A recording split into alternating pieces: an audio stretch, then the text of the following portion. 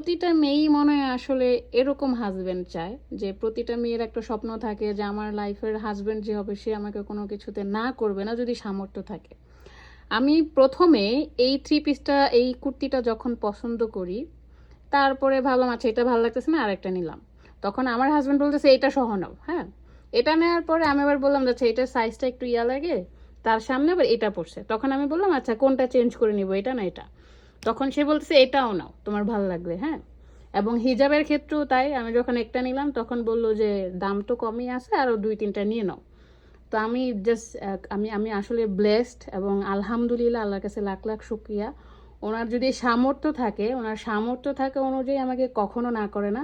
এবং আমার কাছে মনে হয় শুধু আমার হাজবেন্ড না, প্রতিটি পুরুষই আসলে এরকম যে সামর্থ্য থাকলে তারা বাজার করতে বা কোনো কিছু কিনতে বা ফ্যামিলিকে দিতে তারা কখনোই দ্বিতীয়বার ভাবে না। তারা স্যাক্রিফাইসের জন্য সবসময় নাম্বার ওয়ান।